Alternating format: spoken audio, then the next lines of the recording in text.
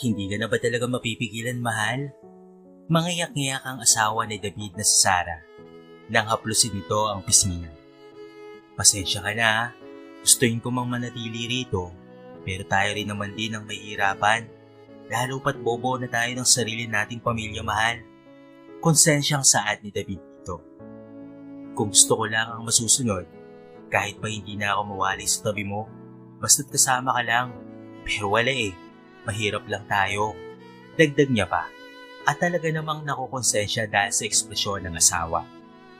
Ngunit maya-maya pa, ay kumuhit ang isang malokong ngiti sa labi ni Sarah at marahan siyang ginrot. Nagbibiro lang ako. Huwag ka naman makonsensya na iiwanan mo kami dahil naiintindihan ko. Gusto ko lang tingnan kung desidido ka ba talaga. Anito at niyakap siya.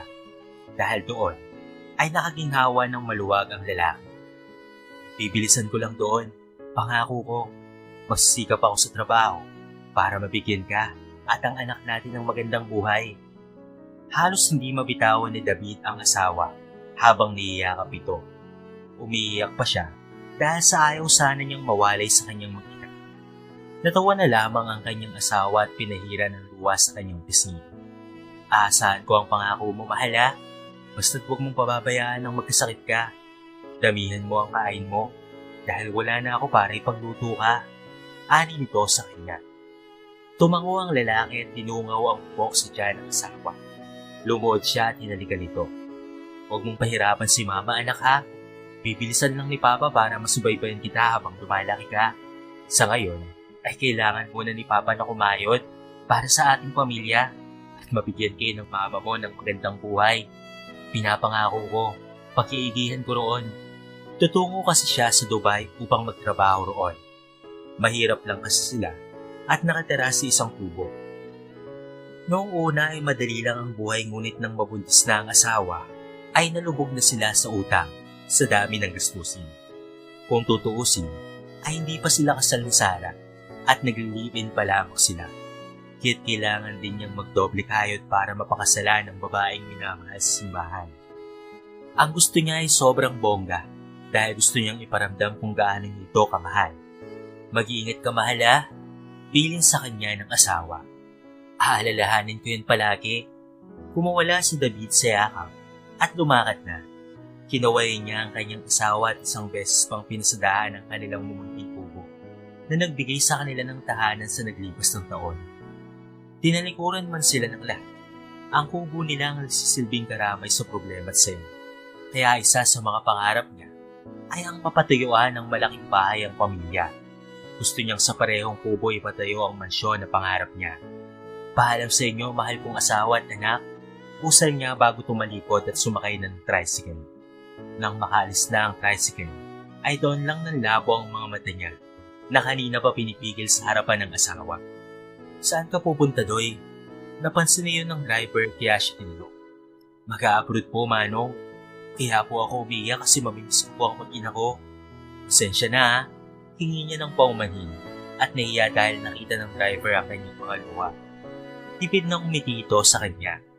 Naiintindihan kita, Doy. Masakit talaga na mawalay sa pamilya. Lalo na kung hindi mo ginusto.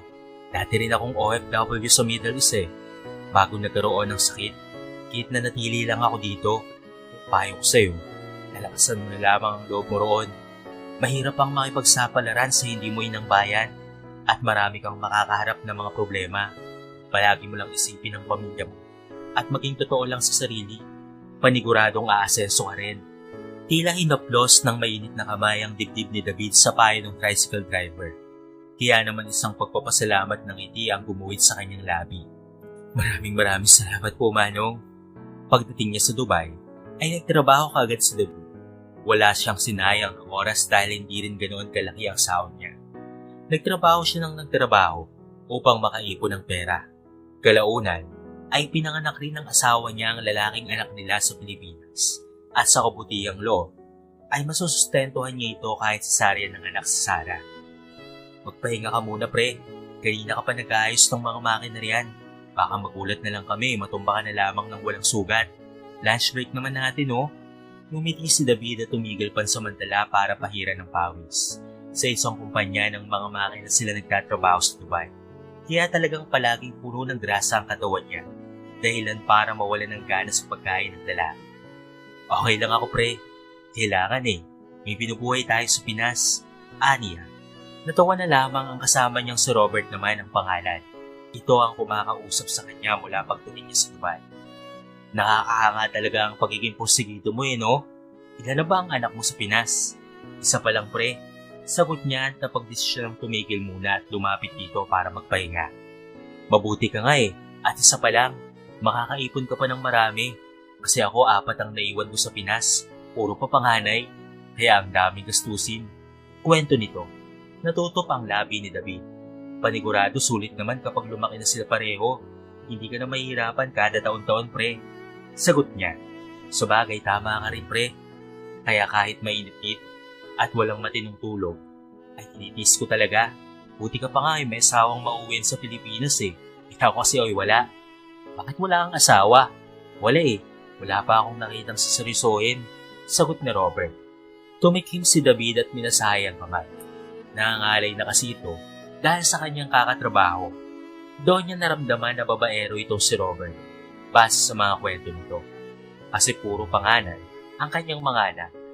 Mahirapan talaga itong magsustento. Humanap ka na lang.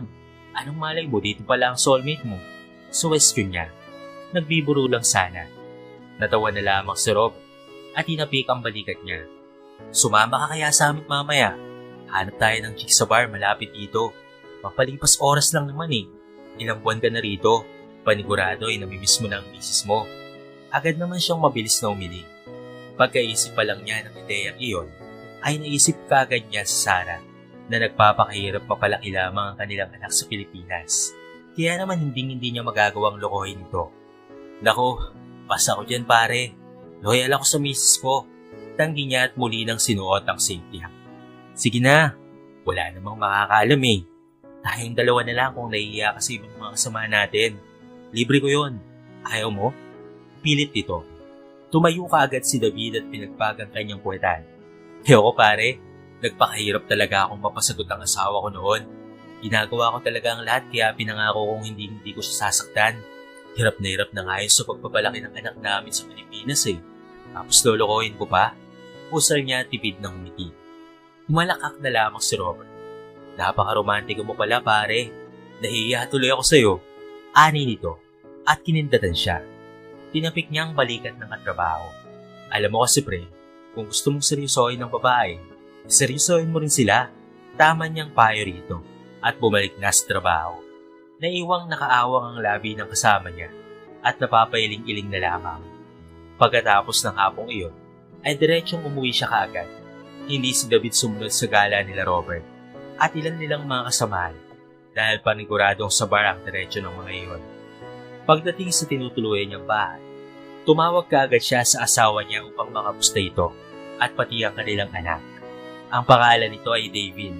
Sinunod ng asawa sa pangalan niya ang pangalan ng anak. Kumusta ka na riyan, mahal? Kakain ka na ba? Mahining tanong ni Sarah sa kanya. Nakakain na ako, mahal. Kayo ba? Tugon naman niya. Tapos na rin.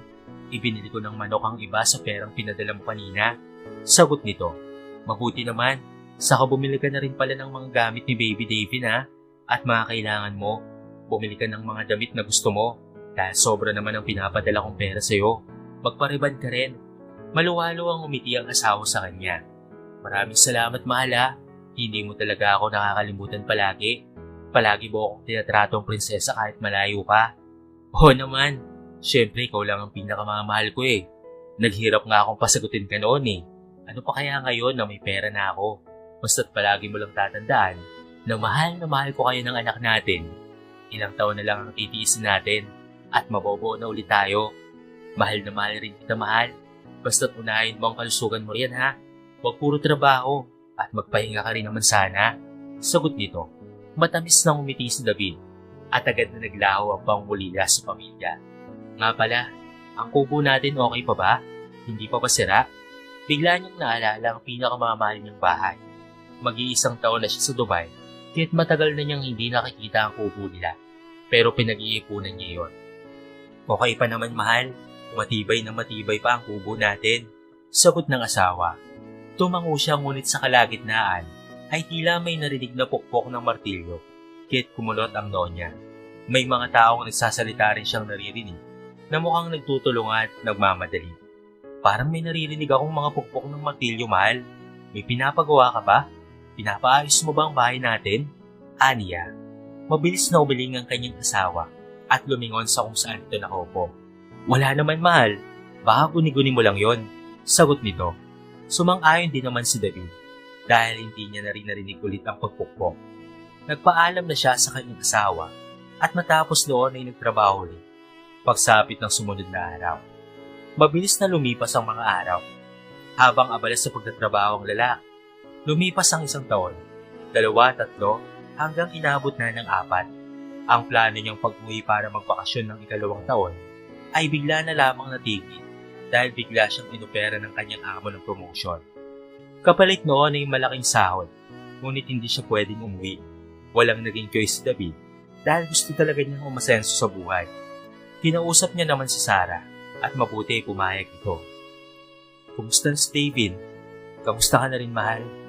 Nakasali ba siya sa field trip nila? Katawagan niya naman ulit ang kanyang asawa. Nasa trabaho pa siya at ginamit ang break time para makausap ang asawa. Please na patulog sana. Mabuti na lamang ay nasa opisina na siya nagtatrabaho at hindi na siya sa labas. Oo, mahal. Enjoy na enjoy ang anak natin at nagpapasalamat din siya sa iyo. Sagot ng asawa. Hindi naman mapigil ang galak ng lalaki dahil sa kanyang narinig. 4 na taon pa lamang ang anak nila ngunit matalino na ito. Sa trabaho naman niya ay nakakasundo niya ang mga boss kaya't medyo malaki ang sahod niya. Ikaw, mahal, bakit mukhang nangangayayat ka ata ngayon? Alalang tanong ng asawa. Napakamot na lamang siya sa kanyang batok. Naging abala kasi ako sa trabaho nitong mga huling araw pero pinapangako ko nakakain na ulit ako ng maraming pag-uwi ko at magiging malusog na ulit ako. Usal niya at hindi mapigilang mapangiti nang sabihin ng huling pangungusap. Bumilog ang labi ng asawa niya. Makakauwi ka na? Pagak na tanong nito. Mabilis na tumango si David. Agad na umiyaw ang kanyang asawa at humalik sa screen ng cellphone. Tiyak na magiging masaya ang anak natin nito, mahal. Miss ka na namin. Ilang taon ka na rin na-extend. Ako nga rin Miss na miss ko na kayo, kahit masaya akong makakauwi na. Napuno ng galak ang puso niya habang sinasabi ang plano sa asawa na pag-uwi. Sinabi niyang sa susunod na buwan pa ang uwi niya, ngunit ang totoo ay sa susunod na linggo na. Gusto niya nang manatili sa Pilipinas dahil sakto na rin ang ipon niya para magpatayo ng malaking bahay at negosyo. Balak niyang sorpresahin ang kanyang mag-ina. Ngunit 1 linggo bago siya makauwi, bigla na lamang lumitaw si Robert sa opisina niya. Hindi niya iyon inasabi. Magandang araw, pre. Nagulat siya nang makita ito. Halos 2 taon niya rin hindi nakita ang lalaki. Matapos madestino sa ibang lugar. Nang matapos kasi ang kontrata nilang dalawa, ay naganap ng ibang trabaho si Robert. O pre, kamusta ka na? Matagal na tayong hindi nakita. Aniya at mabilis na lumapit dito para makipagkaman. Pumayat si Robert at halos hindi na niya nakilala kanina.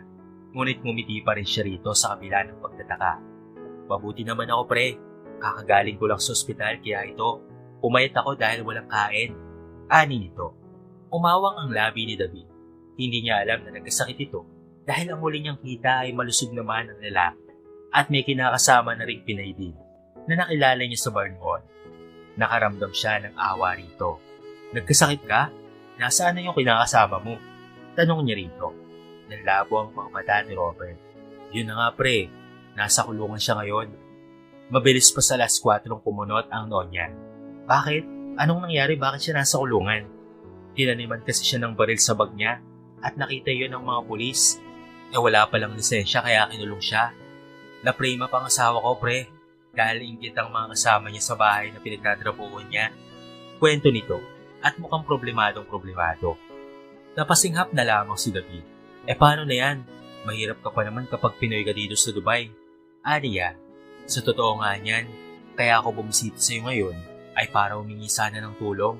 Baka naman may 5 milyon ka riyan. Kailangan ko kasi talaga ng pera para sa gamot at piyansa ng asawa ko.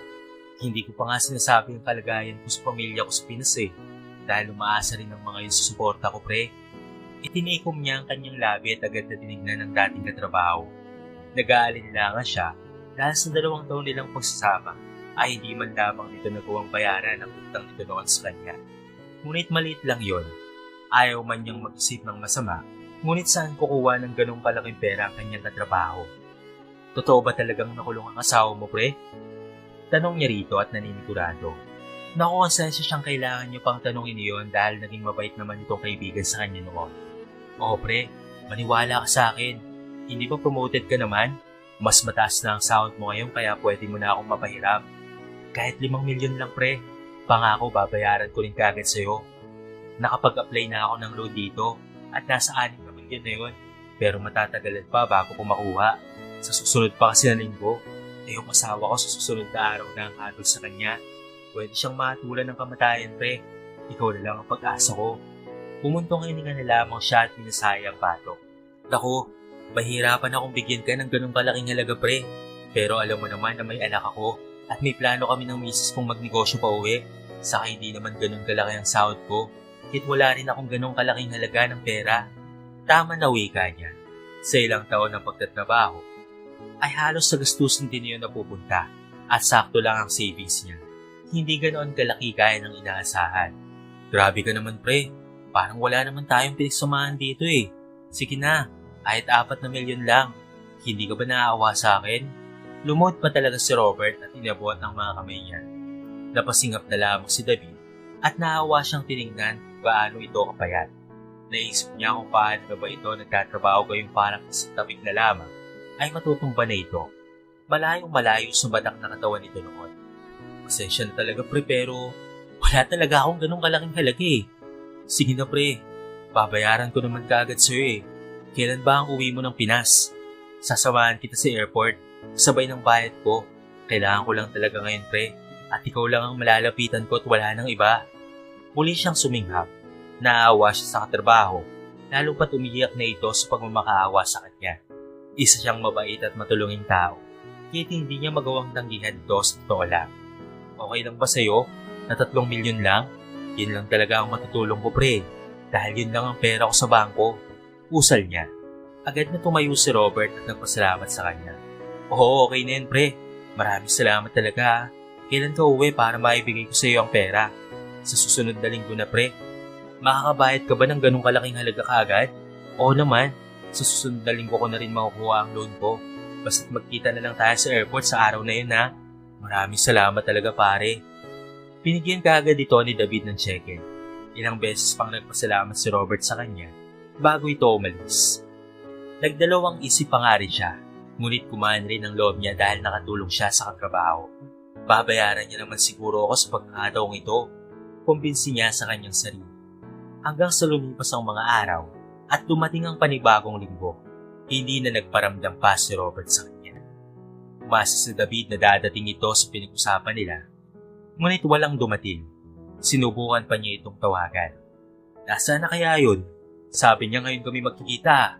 Problemadong side niya. Nakasalalay kasi roon ang ipon niya ng ilang taon. Ilang beses niyang sinubukang tawagan ito, ngunit hindi ito makontak.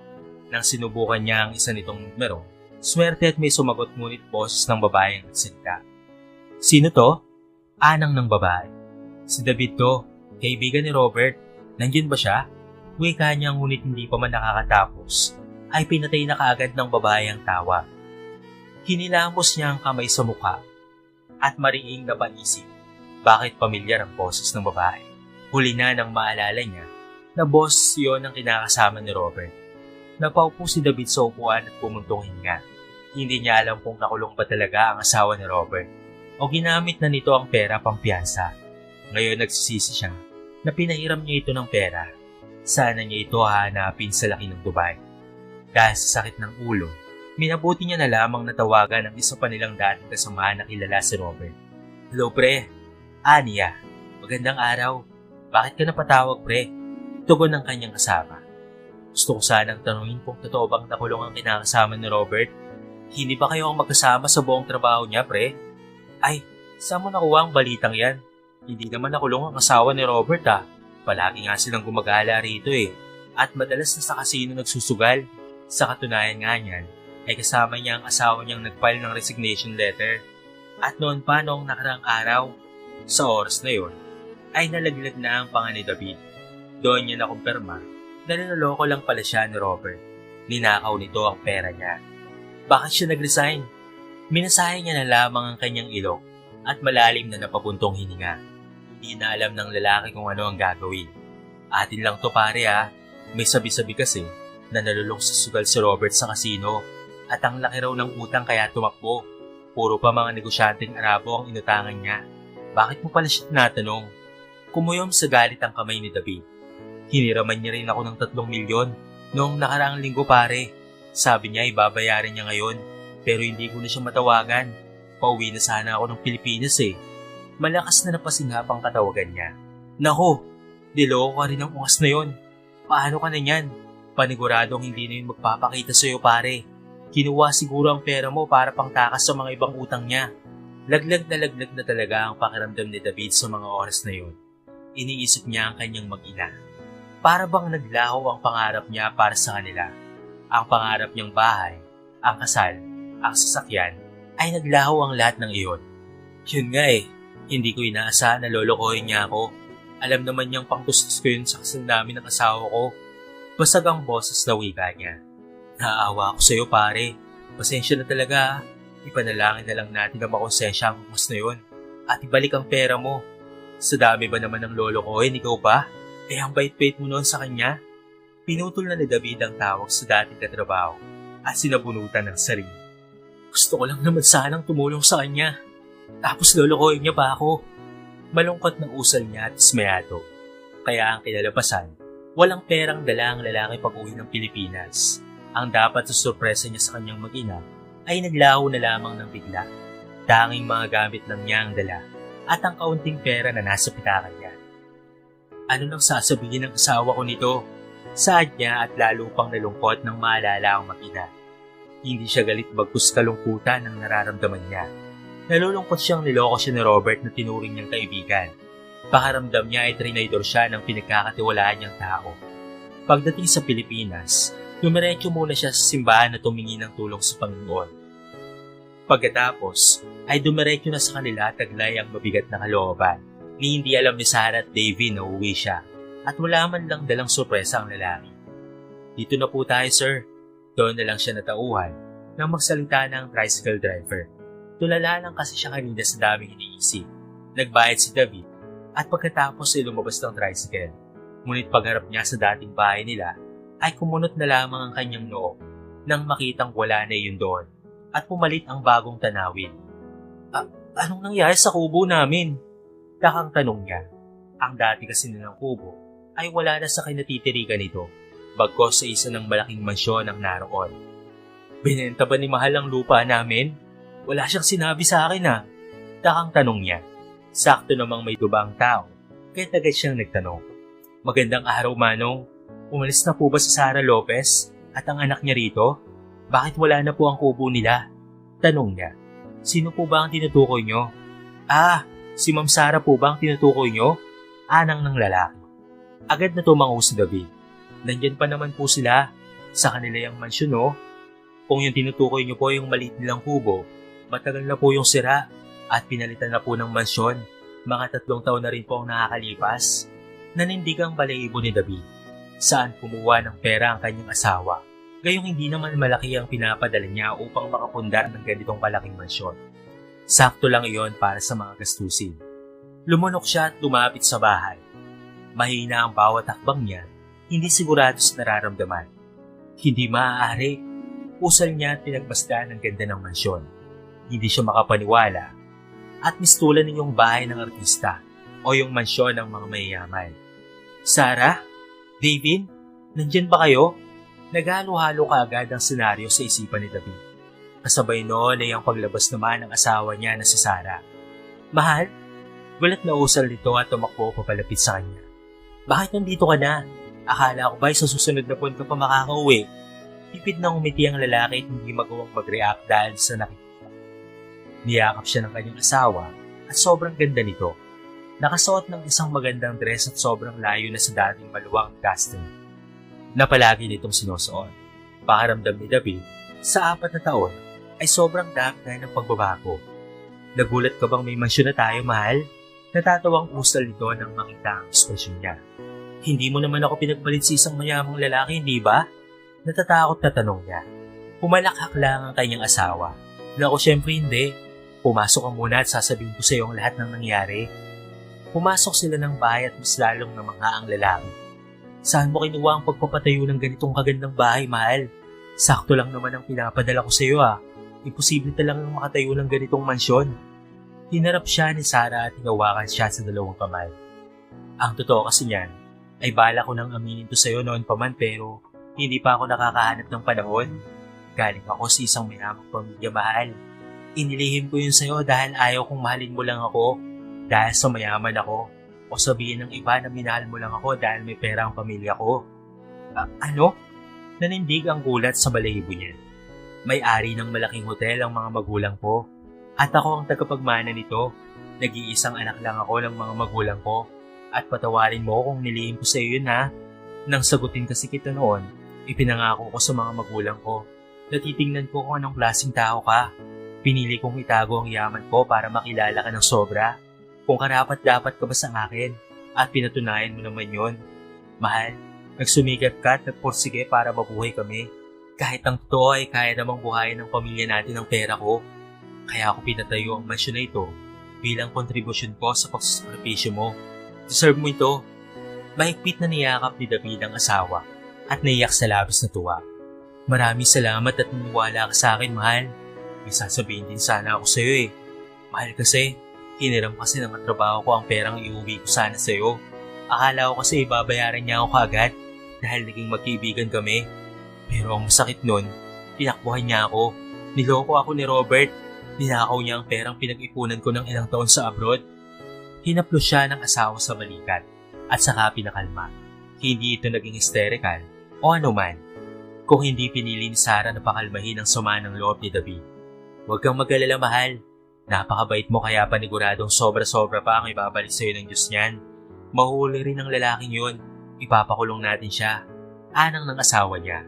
Tipid na ngumiti si David. Kahit hindi na, mahal, basta't maibalik niya lang ang pera ko dahil inipon ko yun para sa kasal natin at gusto ko pa siyang bigyan ng pagkakataong magbago. Alam kong nalulong lang siya sa sugal dahil sa kinakasama niya. Usal niya. Ayaw niyang magtanim ng galit sa dibdib kahit minadong dismayad. Pero iyon naman kasi siya. Ayaw niyang magtanim ng galit dahil naapektuhan lang ang pananaw niya sa buhay. Napakabait mo talaga, mahal. Kahit niloko ka na, kaya kita mahal na mahal Kasi napakabuti mong tao at kaya ka rin tinanggap ng mga magulang ko kasi nakita nila ang kabutihan sa puso mo. Tuluyang napalitan ng kagalakan ng dibdib ni David. Nagpapasalamat siyang ganon din ang pananaw ni Sarah at idagdag pa na tanggap na siya ng mga magulang nito. Noong nagsisimula pa lang kasi sila, alam niyang hindi siya tanggap ng mga magulang ni Sarah dahil isa siyang tambay at lumaki sa bahay ampunan. Wala siyang natapos at pumasok lamang sa TESDA. Kaya hindi niya naisip na may-ari pala ng malaking negosyo ang mga magulang ng babae. Dahil simple lamang ang mga itong manot noon, nagpapasalamat siyang napatunayan niya ang totoong intensyon niya kay Sarah. Ang anak natin si baby nasaan, mahal? Taas-taas. Natutulog pa, mahal. Halika, sorpresahin natin siya. Jack na magugulat yun at nandito ka na. Ang sabi ko kasi sa susunod na buwan pa Pero excited na yun. Araw-araw na lang tinatanong kung nandyan ka na ba. Dali na, mahal. Excited na rin akong makita siya. Sa 4 na taon kasi sa cellphone niya lang ako nakikita. At pagkatapos nito ay gusto ko rin makilala ang mga magulang mo, mahal. Gusto ko magpasalamat sa kanila. Tinanggap nila ako. Oo naman, mahal. Tatawagan ko si Daddy para dito na sila kumain mamaya. Pag-akit nila ng kwarto, wala nang masasaya pa kay David. Nang masilayan ang pinakamamahal nitong anak. Tumulo sa sobrang saya ang luha niya at niyakap ito ng sobrang ito. Papa! Kahit sa David ay naiyak din nang makita ang ama. Sa edad na 4 na taon ay sobra nitong bibo at palasalita. Namiss ka ni Papa, anak. Namiss din po kita, Papa. I love you po. I love you rin, anak. Mahal na mahal po kayo. Ikinukol niya ang oras sa anak at bumawi rito. Pagsapit ng gabi, dumating rin ang biyanan niya. Nagulat pa nung una si David nang yakapin siya ng ama ni Sana. Hindi siya makapaniwala na mayaman nga ang asawa. Ngunit nang makilala ang mga magulang nito, naniwala na nga siya. Tagapagmana pala ang kanyang asawa na sikat na mga hotel at iniwan ang mayamang buhay para sumama sa kanya. Lalo siyang naging desididong huwag itong lokohin at mahalin pa. Lumipas ang mga taon, naging masaya si David sa piling ng pag-ina niya. Tulad ng pangarap niya dati, nasubaybayan niya ang paglaki ng anak at unti-unti rin niyang nakalimutan ang perang ninakaw sa kanya. Hanggang sa nabalitaan na lamang niya na nahuli na ng mga pulis sa Dubai si Robert at pinadeport sa Pilipinas. Hindi na ito makakapag-abroad pang muli. Naibalik na rin ang inipon niyang pera. Ngunit kahit ganoon ang ginawa sa kanya ng katrabaho, nagawa niya pa rin itong patawarin. Maraming salamat at napatawad mo pa ako, pre. Napakabuti mong tao. Sana'y pagpalain ka pa ng Diyos lalo. Halos maiyak na rin siya habang nakaluhod at walang tigil ang pagpapasalamat sa kanya ni Robert. Nasa likuran niya na ang mag-ina at namumula na ang mga mata. Naikwento kasi na Robert ang mga pinagdaanan nito at kung bakit ito nagawa ang panluloko sa kanya. Kaya't imbes na magsumbat, ay naawa pa siya rito. Alam kong ilang beses na kitang binuo sa mga pangako ko pero ngayon, sinisiguro kong magbabago na talaga ako. Gagamitin ko ang tsansang binigay mo upang magbagong buhay ulit. Tumango siya at pinatayo ang katrabaho at tinapik niya ito sa balikat. Oo, gawin mo yon. Magbagong buhay ka para sa mga anak mo, pre. Hindi pa huli ang lahat. Tutulungan kita. Tumango ito sa kanya at nagyakap sila. Pagkatapos ay lumapit siya sa mag-ina niyang nakikita. Binuhat niya si David at hinawakan ng asawa sa bewa. Mahal na mahal ko kayo. Bulong niya. Puno ng kagalakan ng dibdib. Ngayong napatawad niya si Robert. Wala nang bigat sa kanyang dibdib. Mahal na mahal ka rin namin, mahal. Sagot ng kanyang mag-ina. Naging mayamang tao si David at sa paglipas ng mga taon ay naging mayaman na talaga siya sa kabaitan at pera. Ginamit niya ang perang nakuha upang magsimula ng bagong negosyo na tumutulong sa mga taong walang hanap buhay. Isa na nga roon si Robert. Naging magkaibigan ulit sila. Nakapagtapos na rin ang anak niyang si David at nagkaroon ng anak na naging apo niya. Masayang masaya siya at nabuhay pa ng matagal kasama ang asawa. Sa kabila ng nabot sa buhay, nanatili siyang mapagpakumbaba. Ika nga, walang mahirap sa pagpapatawad, basta't nasa puso natin ang Diyos. Lahat ng nararamdamang galit at alinlangan sa ating mga buhay ay tiyak na maglalaho. Di mahirap ang magpatawad sa kapwa. Hindi naman kasi ito para sa iba kung hindi para sa sarili mong katahimikan at kaginhawaan. Hindi naman kasi ibang tao ang gagamit ng buhay mo kung hindi ikaw lang rin naman. Ika nga, nabuhay ka para sa sarili mong layunin.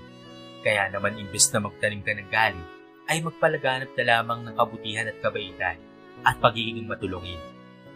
At dito na nga nagtatapos ang istorya ni David na nagbigay sa atin ng halimbawa ng isang matulungin at mapagpatawad na tao. Sa kabila ng kayamanang meron siya, nanatiling mapagpakumbaba at napakamalapit sa Diyos.